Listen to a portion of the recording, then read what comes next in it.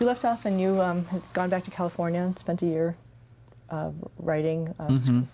Yeah, script. so that was a big deal for me to write a full screenplay. And I had, friends who were writing screenplays at the time where they couldn't get through it. And it was a lot of, it's a long thing. It's like 117 pages or something was that screenplay. And, it takes a long time.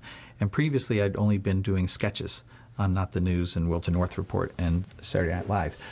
But I had kind of gotten too used to the sketch format. There's a very specific format where you have a concept, you hide the concept, you reveal the concept, you build the concept up, and then you sort of hopefully have a climactic ending, and then that's the end of the sketch. And, I had more desire to do character comedy and to have more intricate stories and longer pieces. So I tackled this screenplay, and it was, it was very difficult. But on the other end of it, I felt like I knew a lot more about writing. So it was a good use of time. But then I needed a job since it didn't sell. So I tried to, and there were some fantastic TV shows at that time. Like Roseanne was on, and The Larry Sanders Show, and Seinfeld. And Seinfeld had just, I guess it had just come on pretty recently. And I remember my dad, who Capital Cities had merged with ABC, had bought ABC. And so he was able to get me to meet with the ABC TV executives. So Conan and I went in and had a meeting with Brandon Stoddard, I think. And they said, what's your favorite show on TV? And I said, Seinfeld, love Seinfeld. It had just come out. And they were like, well, we have to air this show because we made a commitment, for 13 episodes. But as soon as it's over, we're going to move Home Improvement against Seinfeld and try and squelch it in its cradle. And I was like, what? I was really angry about that. Anyway, so I loved Seinfeld, and I really wanted to work with Larry David in some way or get hired there. And at this point, I had gotten an agent when I moved to L.A. I got Ari Emanuel as an agent. He was at Intertalent, and he got me into to pitch to Larry David Seinfeld episodes, but I didn't get to meet him in person. I had to pitch on the phone, and I had to pitch like a dozen ideas for episodes. And so, I walked all over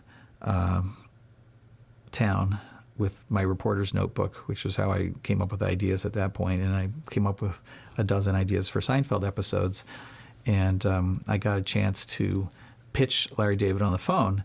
And he really liked an episode idea that was basically something that had happened to my dad in New York. And this, obviously, here's where growing up in New York helped, because I had all these personal anecdotes that were sort of Seinfeld appropriate. But my dad, at one point, we had a car, but he parked it on the street, which meant that every 2 days he'd have to move it and find a new parking space, which was always difficult in New York because of all the people fighting over a tiny amount of parking spaces. So it was like this ritual for my dad to every 2 days try and find a place to park his car. And at one point he was driving all through the city of New York. He'd been doing it for like 30 minutes looking for a parking space, half hour, 40 minutes, whatever. And he found one, and he started to back into it, and the guy behind him tried to front into it, and they became caught in this kind of standoff, and neither of them would move because it was so hard to find a parking space. And they just kind of sat in their cars. And then my dad noticed a friend walking by, and he jumped out of his car and he said, "Here, go talk to my wife, have her bring me dinner." Anyway, they stayed in this locked off kind of situation for like 3 hours. And so I described that to Larry David, and he loved that as an idea for an episode. And so I got a chance to write that for Seinfeld as a freelancer, which I had to rewrite it maybe 3 times, but it was okay because each time I was getting more personal interaction with Larry and Jerry, and as they were giving me notes on the script. So to me, that was like totally, obviously, I mean, it was great to have a Seinfeld because eventually they produced it. But the main reason I pursued that experience was to get some kind of interaction with one of my, idols in comedy. But I didn't end up getting hired there, although I was in the process of selling. I did sell them another freelance idea, I think. But in the meantime, I was trying to get hired on a show. And the other thing I really loved was Larry Sanders, and I did a couple of days of Punch Up there. And I was very close, and I was hoping to get hired there. But I had numerous interviews with Gary Shandling, but at some point he kept saying, he'd say, "What would you change about the show?" And I'd say, "Nothing, I love the show, I love the show." And he kept asking me, and eventually I made the mistake of saying, "Well, maybe you could," and I gave one suggestion, and then that was the end of it at that show. And I tried to get hired on Roseanne. So there were all these shows that I really wanted to get hired on. And The Simpsons. And after the Seinfeld spec, after I'd written the Seinfeld, I used that as my spec. And it came to the attention of the people on The Simpsons. And I was, again, very excited about The Simpsons because this was season 4, I guess. And they were writing season 4. And season 3 was airing, which was the most brilliant season you can imagine of TV. And a lot of the guys from like Letterman, who I had looked up to when they were writing Letterman in the mid-'80s, were now at The Simpsons. And and Conan was at The Simpsons at that point. And but it wasn't my first choice. I actually wanted to get on one of these other shows, but didn't get hired on these other shows. Did get hired on The Simpsons. It was very exciting, based on that Seinfeld script, and so I started to work at The Simpsons. Did you have any trepidation about going to animation itself? No, I mean, I didn't know from anything really. I mean, I'll tell you why animation was great was because at that time I didn't really get or like, and I still don't 100% get or like, multi-camera sitcoms.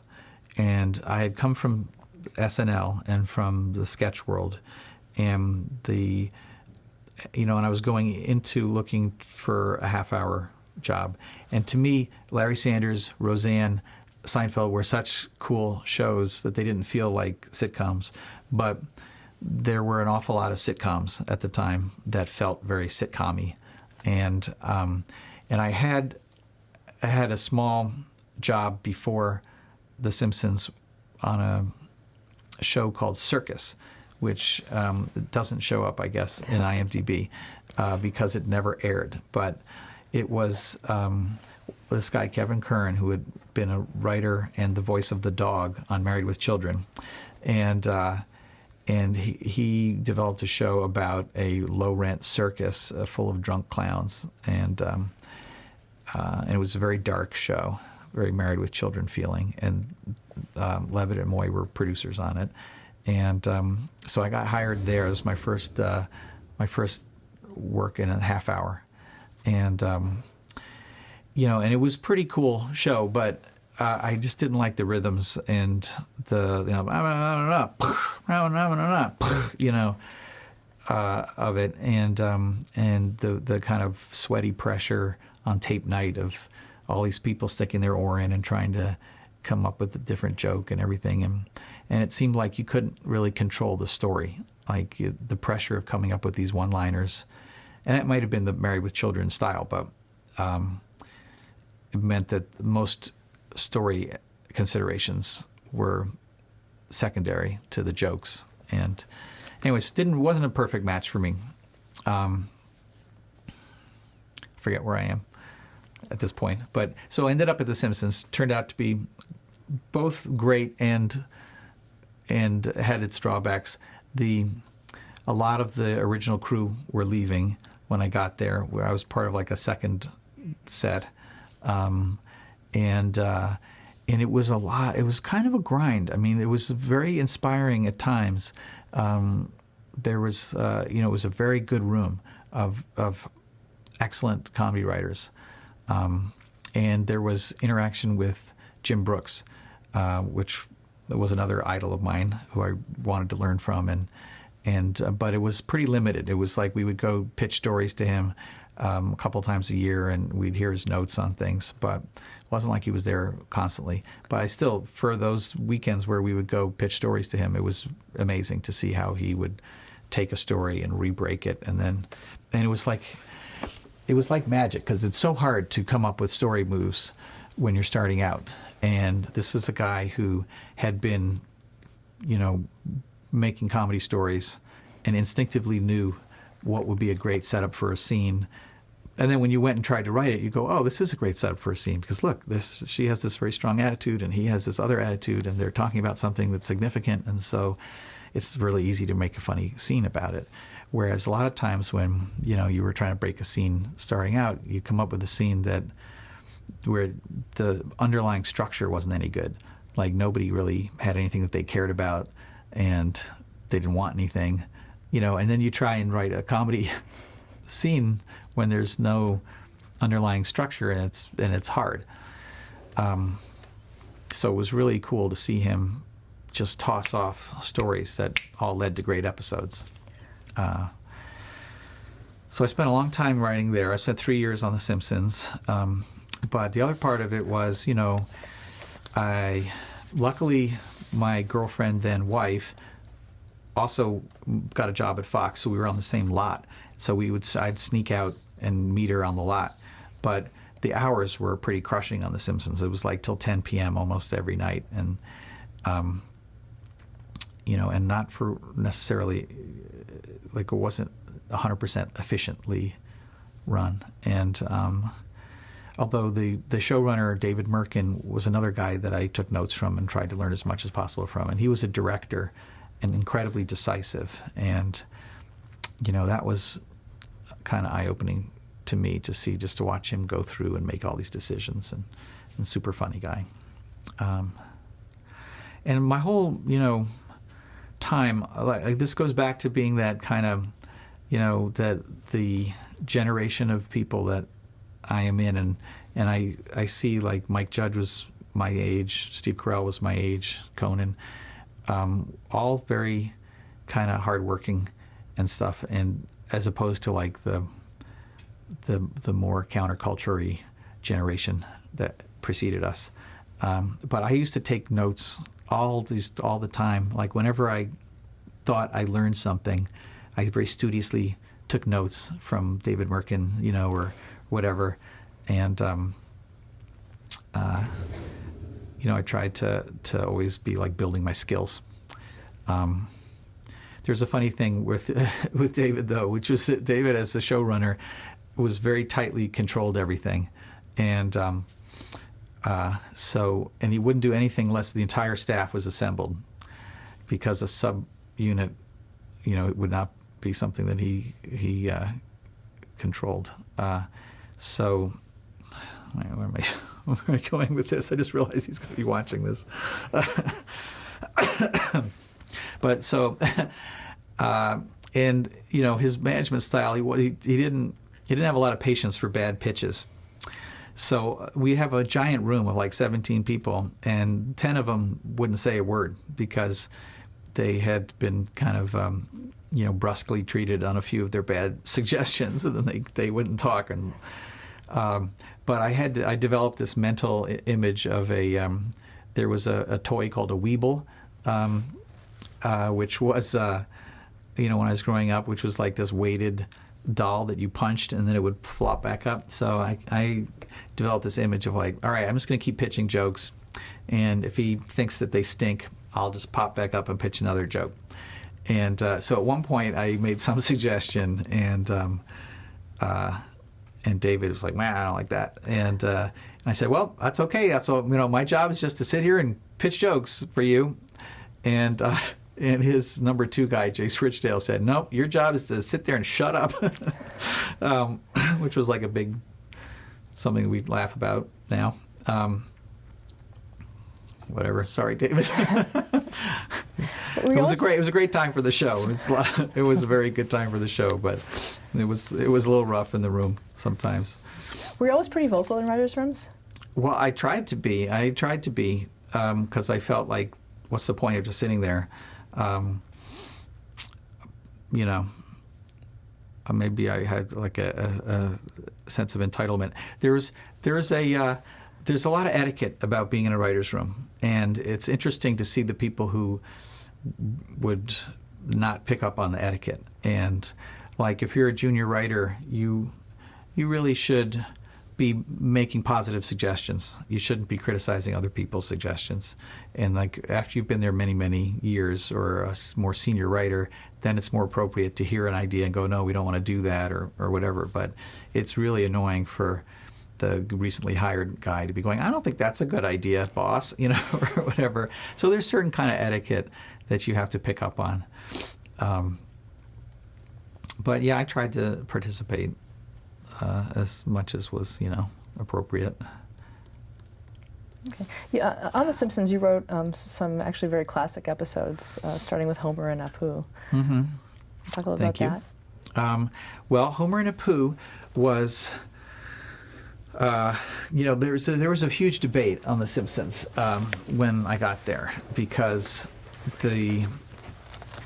David was a new showrunner, and he, I think, probably took the show in a more cartoony direction than it had been, which ultimately was probably great for the show, because obviously it lasted, it's still on the air, and and it is a cartoon. But at the time, probably rules of reality were more being clung to by the writing staff, and David was taking it into a cartoonier direction. And so I remember, I got the opportunity to do this. It wasn't my story pitch, but I wrote it, and I was very troubled by the fact that in the middle of Homer and Apu, Homer goes to India to intercede with the head of the Quickie Mart Corporation to get Apu his job back. And I had all these probably overthinking kind of objections, like, where does we know what his salary is. This is like he blew his entire savings to go to India to help Apu. What's the reality to this? But I was on the staff, so the showrunner has a gigantic influence over what's happening and selects the stories and selects shepherds the rewrite and everything. So the part that I really cared about with Homer and Apu was this one song that Apu does when he's on the roof, and he like unburdens himself. And I thought it was really funny to give him like the kind of emotional song that you might find in a Disney animated movie that like a young mermaid would sing or something like that. So that was the part that I really fought to protect of that particular episode. And then I also liked a lot of there was stuff that didn't get in the episode. I had a lot of jokes I had one joke actually I don't think is in the episode, which was that Apu's trying to decide what to do, and one Indian god pops up on his shoulder and tells him to do something, and then another Indian god pops up on another shoulder and gives him the opposite advice, and then a third and a fourth and a fifth, because there's so many gods in India. They like Ganesh appears and tells him to store grain, and somebody, and they all are giving him like random advice, which I thought was a funny joke. I don't know if that actually made it or not now that I think about it, but so that was that episode. And when you're not running things, when you're a writer on a staff, you do your best to think through everything in the story, and to like dramatize the moments that are the most important, and structure the story properly, so that in the rewrite, when they're changing dialogue or whatever, the story still can be told through the scene selection and everything, and you hopefully are aiming at something, but it's such a tough process to be rewritten by somebody else, because again, that goes to the etiquette. You can't be too defensive when you're being rewritten, because that's the gig. But you're trying to protect the things that are important to you, and then you're like, and the process makes it much funnier. I mean, obviously, all these different minds are throwing out jokes and ideas, and they're being incorporated into the script. So it's not just what you wrote; it's what you wrote is like the boat, and then it's filled with, all these other. This metaphor doesn't work, but some sort of a structure, maybe a florist's truck, and all the flowers in the back are the suggestions from the other guys on staff. But then, again, you... Right. Okay, yeah, we're talking about being rewritten and also, but let's go, actually, we're actually talking about Homer and Apu, too. Yeah. You won an Emmy for that song. No, I was nominated for an Emmy for that song. But, okay. Yeah, but I'd written, again, I did feel very connected to that song. That was an important moment in the episode.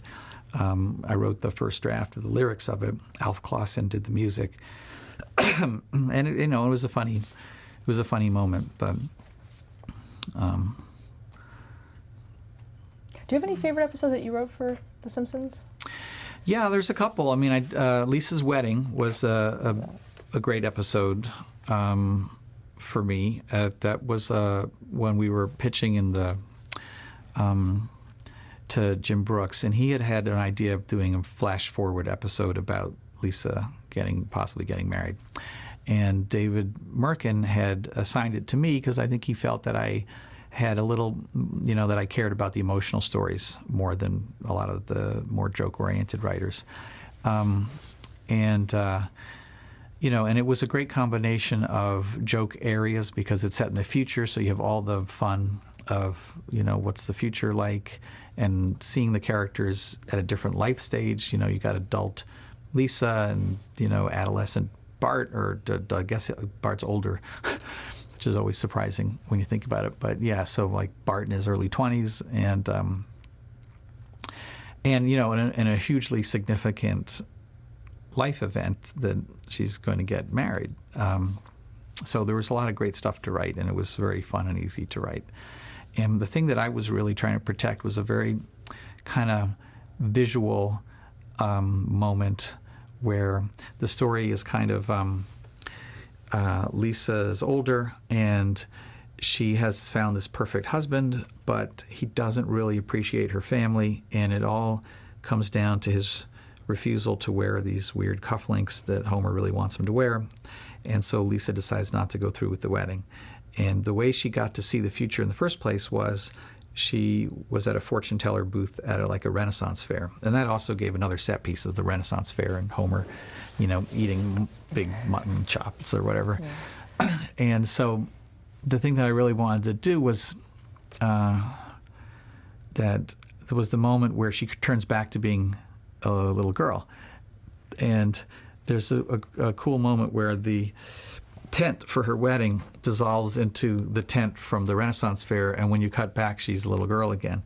And I can't remember whether I identified it in the script as being a cool emotional moment, but definitely when we started to see it in the screening. And so a lot of the energy that I was expending on that episode was trying to protect that moment from the punch-up process, which was putting in all these jokes elsewhere. And I was like, please, let's just, I just really wanted to protect that. So that was a really fun episode. It was a great moment, too. It really was a great moment. I mean, it holds up. You remember it? Yeah. Yeah. And also, it's kind of funny that you rewrote. It was a little bit prescient too. It was written for 2010, was the year in the future. 3 years ago. That's interesting. I think they were flying cars and stuff. Yeah, not quite. But I remember there was a Rolling Stones wheelchair tour poster in the bedroom. And no, they're going stronger than we thought. Did you write those little visual gags too? In your as a group we would. Yeah, and. That there's a lot of jargon that I use in the comedy room to, make points to the staff, like on The Office or wherever. And one of the words is a Gallipoli, which is a type of joke, which and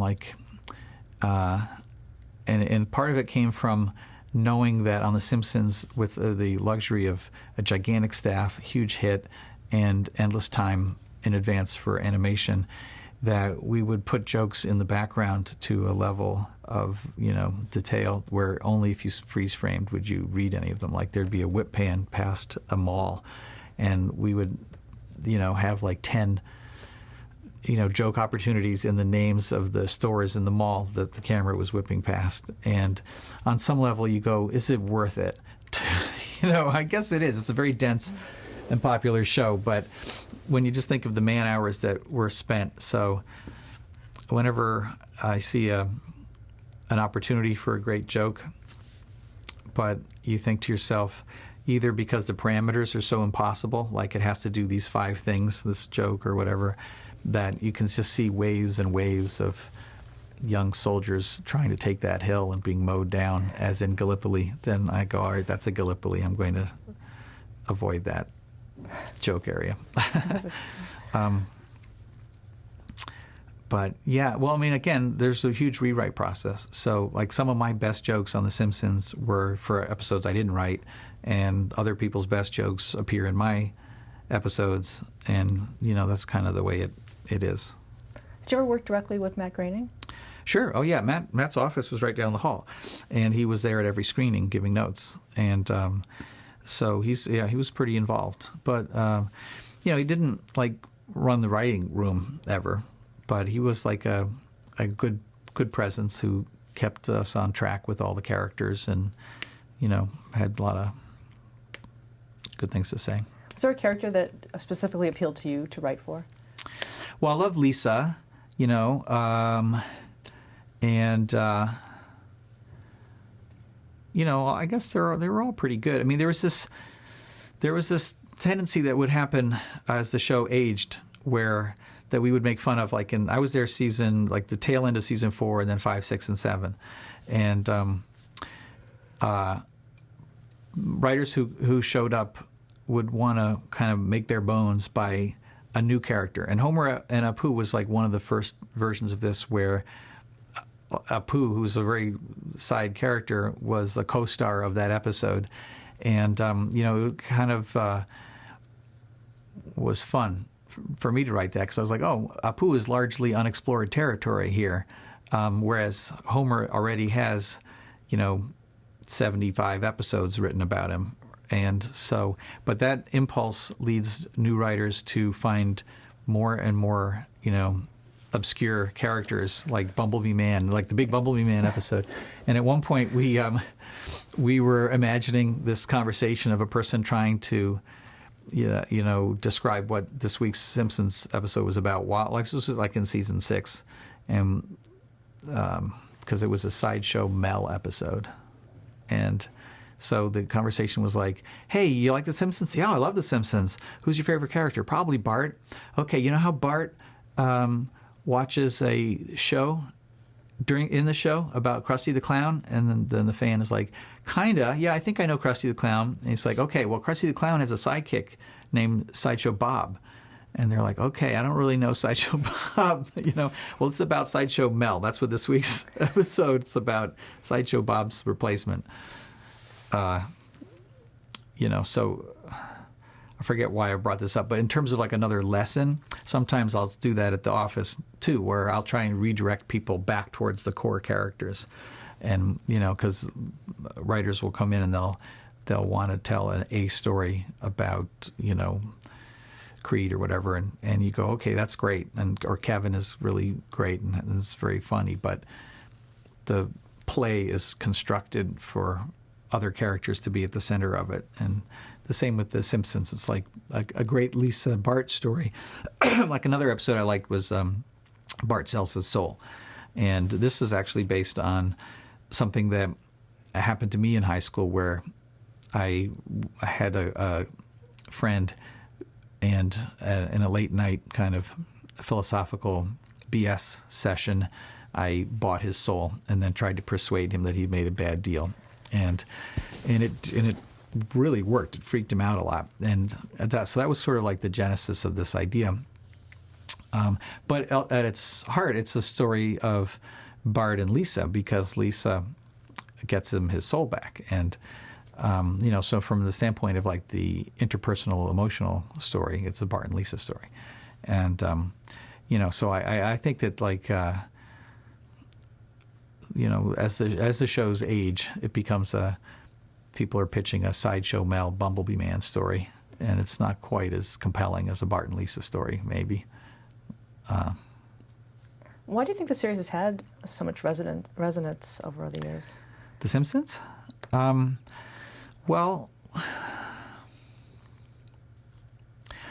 let's see. The Simpsons is a great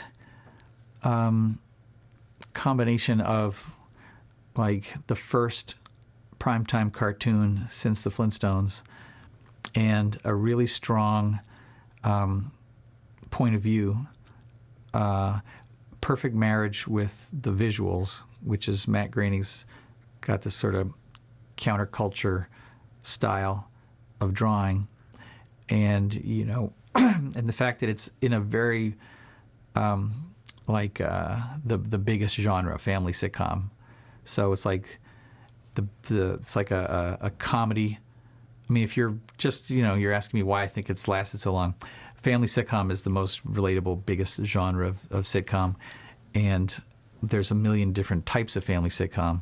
But the first animated family sitcom, and to have it be done with such a high level of quality, you're playing with like fresh snow, kind of. It's like they got there at a great time when an entire generation hadn't seen anything like that, and then it was really well done. And then the combination of talents, like I think Jim Brooks, one of his great strengths is to make you care about the characters through this sort of emotionality of his writing, and so you had that where in the first few years you really came to care about the characters, and then the comedy writers on that staff are very high quality and the ability to go all over the place for jokes.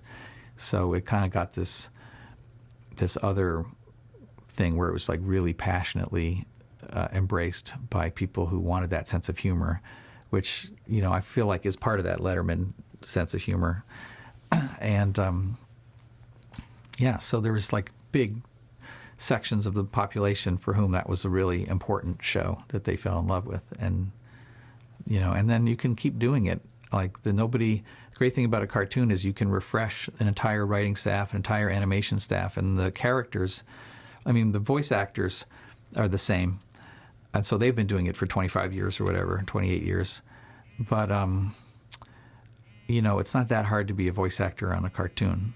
It's like in terms of the number of hours a week it is. Whereas, you think about like a live action show, asking the same writers the same actors to come in and work, 60-hour weeks for 25 years. It's like, it's not possible, but you can with a cartoon. Okay, so you eventually left The Simpsons. Yeah. Why was that? Well, like I say, when I was on The Simpsons, I was taking notes, trying to learn what David Merkin was doing to be a showrunner. And a showrunner is a job in television. Probably your audience would know this most of all, is like being a director on a movie set. Is like, that's the cool job to have, because you get to not be rewritten by somebody else, and you get to, in addition to write, you are sort of like working with directors and with actors and producing, and it's like the best job.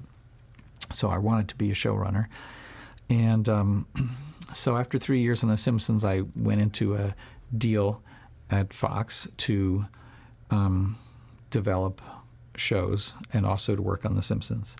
And I had two projects going. One was a sitcom, which was kind of like the Seinfeld family, was like my pitch on it. And it was, again, sort of based on my family growing up in New York and my dad and the stories of my brother and, stuff like that. And then the other thing was that I had read the first draft of Mike Judge writing King of the Hill, which I thought was hilarious and wonderful. So, and that project had kind of stalled out. And I had met Mike the year earlier at the Aspen Comedy Festival, and our Howard Klein, again, and Mike's manager worked at the same management company now. And so we were kind of put together. And so I signed on to rewrite that show with him. And that went, pretty quickly. So I transferred over there and started that show. And that was King of the Hill. Yeah, that was King of the Hill. Okay. And talk about the germ of the idea. How did it all Of King come of the Hill? together, and then how did you develop it? Yeah, well, the germ of the idea was Mike's, and he had a picture, and I guess he grew up in Albuquerque, but had been living in Texas. And in his backyard of his house in Texas, there were these fences, and his neighbors would always be drawn to whatever home improvement project he was attempting, and they would sit around with beers and kind of examine his attempts to dig a hole in the ground to, a post hole or something.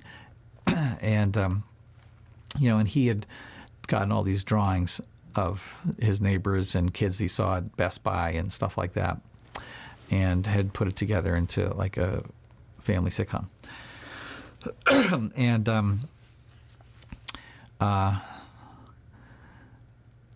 And so, part of my job was to, I think, inject the Jim Brooksy element into it to make it a primetime show, because the characters were funny, but they were kind of a little on the thin side and a little on the mean side on some of them. And so, so I went down to Texas and, hung out with Mike and talked about our moms and, different characters, and rewrote the show. I added a bunch of characters. I added Hank's dad and the teenage girl that lives with them, and I changed his character and some of his friends' characters, and, tried to give it a bunch of, different dimensions. And I had, during the 3 years I'd been at The Simpsons, there was stuff that I loved about The Simpsons, and there was also stuff that I wanted to change that I didn't get an opportunity to change because I wasn't in charge. And so being in charge of King of the Hill was great for me, because I got to try out all these different, management theories and who to hire and the mix of other writers and different tones and stuff. And, and the interesting thing about it was, it needed Hollywood story structure, the show. Like, it needed good classic storytelling structure. I guess all TV shows really do, but there's something about a cartoon where it's very pure in the writing sense, because there aren't other considerations that would stop your writing from happening. You know what I mean? It's not like people are going to say, "Oh, it's too expensive to go there and film that moment," or we don't have that, we can't get that character, because you can always draw the character and someone can voice the character. And so there weren't a lot of practical considerations, although animation has its own set of considerations. Like, crowd scenes are really hard.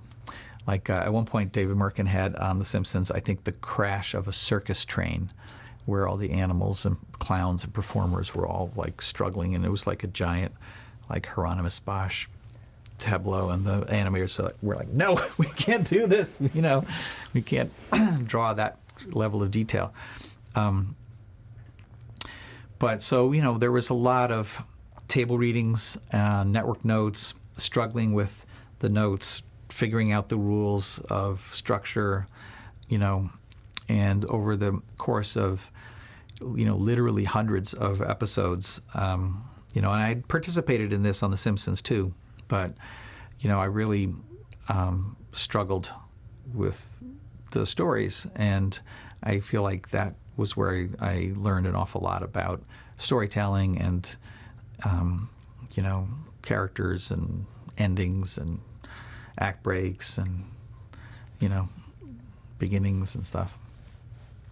Did a lot of the stories come from your own life? As much as possible. I mean, you want.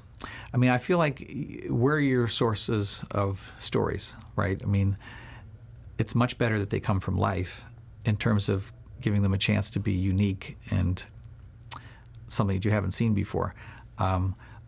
Some people will say, well, I saw this, 10 years ago on this other show. This is a story from Roseanne. We're just tweaking it a little bit or whatever. But I think that's like a really sterile way of going about making television, and it's kind of eating its own tail. And so as much as possible, I like to get stories that I haven't heard before and that are coming from reality. So I pull stuff from my life, my parents' lives, my brother, my friends, anything I can think of, my wife. And that's what's one of the benefits of having a big writing staff is that you have access to all these other people's personal experiences and their stories. And like a lot of times we'll say, it'd be great if Peggy, had this hobby and so like my grandmother who loved to write comic poems loved Boggle. I used to play Boggle with her all the time. So I gave that to Peggy as like she's a Boggle champion and stuff like that. And and so, you try and pull as much as you can, and then it's fun also while you're working on it because there's so much of writing and editing and stuff where you're not interacting with a lot of people. You're just with the sex writers or whatever, and it's nice to have like, oh, there's a little piece of my family there because I'm not seeing my family because I'm sitting here in the damn room. So at least I have a reminder of like a little family photo up as little pieces of stories that came from them that are in the different characters. Are you ever called on it by the people that you've written that are kind of written in? Did they ever say, hey, that you got that from me? Yeah. Oh, sure. I mean, there's an etiquette to that too. Like you don't take a story from another person who actually makes his living as a writer, right? That's their material. So when I'm taking a story, I'm taking it from, my mom or somebody who is not going to exploit it in some form, but then I use character names often from friends of mine, like Jim Halpert and Andy Bernard are old friends of mine. So it's kind of fun to see like their, see his nameplate on the set all the time,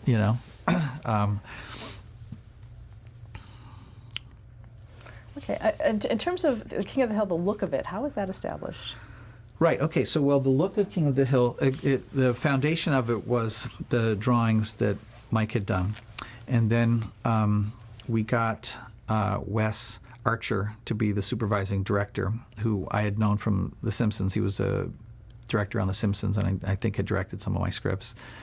And he was also from Texas, and I don't know exactly how we worked out that the backgrounds would be watercolors, but part of the process was thinking of what the background should be like, and so I really love the look of the backgrounds on King of the Hill. They're watercolors, and they kind of fit the theme. And like in how I was saying with The Simpsons, the kind of counterculture cartooning is part of the theme because it's such a satiric show. Well, King of the Hill was like an extremely real cartoon. And the comedy was very small and, kind of like Seinfeld in a sense that it was observational and it was attempted to be real. And so there was a lot of detail in the character design and the backgrounds. And that presented a lot of problems because it's very hard to animate something that's that detailed. And so the actual animation of the King of the Hill characters is pretty, like it's not pretty animation. It's not really expressive.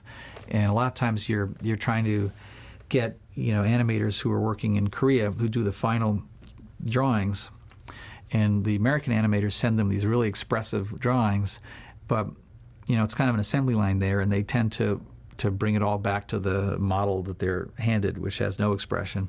So it's very hard to execute with detail like that. And Brad Bird was a consultant because he had been on The Simpsons too, and I had him come be a consultant for the first few years of King of the Hill, and he wanted to redo all of the characters, and he had designs of making a much cartoonier version of all the characters that would have animated better. But ultimately, like, the voice of the show was really particular and specific, and the original designs were, I thought, incredibly expressive. I didn't want to monkey with them. Who was your intended audience for the show? Of King of the Hill? Well, I mean, the idea was it was supposed to be like a blend of the Beavis and Butthead audience and the Simpsons audience. And, I mean, I know that was the idea at Fox, because they were like, oh, get that guy from the Simpsons and the creator of Beavis and Butthead and mash them together. But but I think in the making of it, it had its own life to it, which I don't think it really felt like The Simpsons or Beavis and Butthead. And I didn't want it to be a copy of The Simpsons. I felt like, it was a little, I come off The Simpsons, huge hit, to do another family cartoon on the same network. I didn't want to be derivative at all. I wanted to go in a completely different direction. And so whereas The Simpsons was very universal, and you never know where Springfield was, I said, okay, we're going to know exactly where this is set. And where The Simpsons was very, satiric, and the dad was really stupid, for King of the Hill, like, the dad was the smart one, and we were plugging into like a different subgenre of family shows, where more like the Andy Griffith subgenre than the Honeymooners genre. And, and I didn't want to use any of the same voice actors. I really wanted to keep it as a separate show, so that I wouldn't be accused of, like, mooching off the past show. And I guess I also had felt like I was really attracted to the combination of strong character emotional stories in The Simpsons in, like, season 3 with comedy, and maybe felt that it was growing into a more joke-based show. And so for King of the Hill, again, like I say, I had all these theories I wanted to test out. I wanted to stay true longer to that early phase of the show where it was in character and the rules of reality were respected, and all the kind of stuff that I thought The Simpsons had in the earlier years. Was there any pressure to actually make it more like The Simpsons? Yeah, completely. Like the pilot of King of the Hill, the first 5 minutes of it, the guys are sitting around sipping their beers and looking at an engine, and there's enormous silences, there's enormous pauses, it's very, very slow. And the show that, I guess there had been an attempted, like, not a spin-off, but like another cartoon called The Critic that had come after The Simpsons. And in fact, there were a number of cartoons that were attempted after The Simpsons, like Fish Police and, I was aware of all of them, and I felt like they didn't understand how The Simpsons had launched. And, like, The Simpsons in the beginning was slow, and shows need to be kind of slow in the beginning because you have to understand the world you're in. You have to learn who the characters are, and if it's too fast-paced, it's hard to take it all in. So I thought we were doing the right thing. But I remember the line producer of the show, Joe Boucher, and I, when we were mixing that pilot, and we really were, like, aware of how slow it was and how much of a contrast it was to season 8 or 9 of The Simpsons or whatever was airing around the same time. We realized that, like, we were taking a big gamble, that the audience would reject how the pace of it. But I think that you had put in a reference to Seinfeld right in that beginning. Yeah, in the pilot I did, about yeah. nothing, yeah. So yeah. You sort of seem to be joking. In the character Boomhauer, yeah. Yeah, he was just talking about the show about nothing. But, there was a lot. I had a lot of philosophy behind King of the Hill. Like, at the time, Ross Perot had run for president, I believe, and there was, like, a third-party element. And it was this political philosophy of populism that I thought would be a great voice for the show, because it would be neither Republican nor Democrat.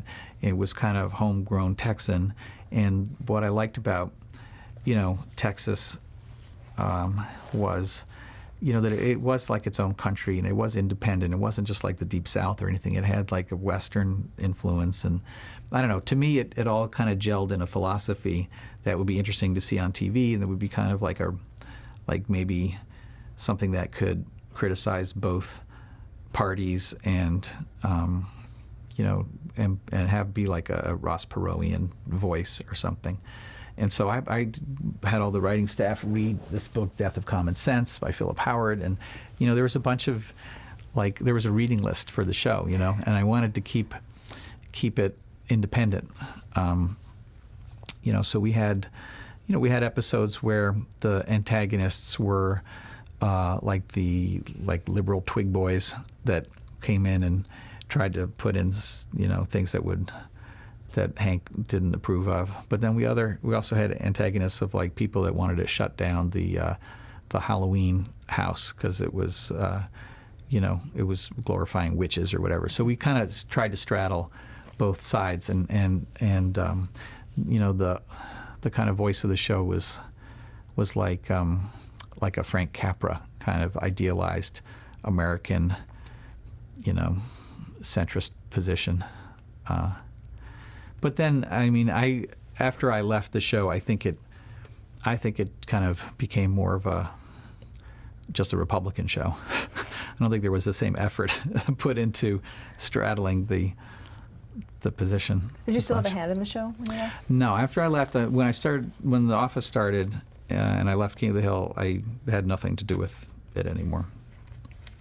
Yeah, I had friends there, but was no longer at Fox. I wasn't employed to work there. So. And overall, this is your first time running a show. You had all these philosophies. How did they pretty much mesh with what you thought when you as a showrunner, or did you find that you did have to make a lot of changes? I think it did. I think it worked out pretty well. There was an awful lot of late nights. It was hard to run the show, and there was also it was very hard to. Part of being a showrunner is to communicate what the tone of the show is, and in a cartoon, we didn't get any footage back until we had to write the first 13. So there was nobody who really understood the tone that I wanted in terms of being able to point to it. So that was hard, because they would come in all different weird things. The scripts and the animation would come in, and I had to do a lot of work to do that. And then the second season was also very hard, but it started to kind of ease off and get a little easier as the show, as happens with TV shows. What was your question? No, it was about what you thought you'd be doing as a showrunner and what actually. Oh well, happened. It was super fun. It's like to run a show. It's like it's just really fun to be the boss. And there, in the very beginning, there was a guy who I had hired, who I respected a lot, who went to the studio and said, "Greg doesn't know what he's doing. You should make me the showrunner." And the studio executive told me, and I got rid of him. But there was a lot to learn, and but I'd kind of been preparing for it, my whole career, and I had the luxury of, because it was animation, of being off the schedule, the normal pilot schedule. So I could read hundreds of scripts, and I met with probably 50 writers to hire my staff. So I had a great staff. And I had the same ability on The Office, because we were hiring outside of the normal. Well, actually, that's not true. We were casting outside the normal thing. But I think I competed for writers with everybody else. Yeah, so it was great. And a number of the guys on King of the Hill who I'd hired, I worked with later on The Office, like Brent Forrester was my head writer for season 2. Paul Lieberstein was on King of the Hill from the beginning. Norm Hiscock, who works on Parks now, was on King of the Hill for many years. Dan Sterling was on King of the Hill, who was an EP on The Office season 9. So I met a lot of great writers. And I came up with a lot of, jargon. How was it working with the networks and the business side of it as a showrunner? Well, I had two advantages in terms of the business side, and one of them was I was the son of a radio executive, so kind of a broadcasting executive, and I understood a lot of what they were about, and I was married to a network president because my wife, who we last heard in the beginning of this story, was working at SNL, came out and worked at ABC, and then worked at Fox while I was at The Simpsons, and then got a chance to be one of the founders of the WB. She was like the third employee there and became the president of programming of the WB and developed Buffy the Vampire Slayer and Dawson's Creek and like all the great classic WB shows. So while I was doing King of the Hill, she was the president of the WB. And, so I heard her perspective on how frustrating it was when writers didn't listen, or whatever it was, whatever her problems were that she was going through, I heard about those. So I think I had the ability to understand where the executives were coming from, and I had a bunch of good executives at different times. Which, when you have a good executive and they're giving good notes and they understand what the common goal is of the show and they understand the characters and everything, then they're just a resource that are very helpful. Okay, let's move on to The Office. Okay. And talk about how that came about for you. Okay, so...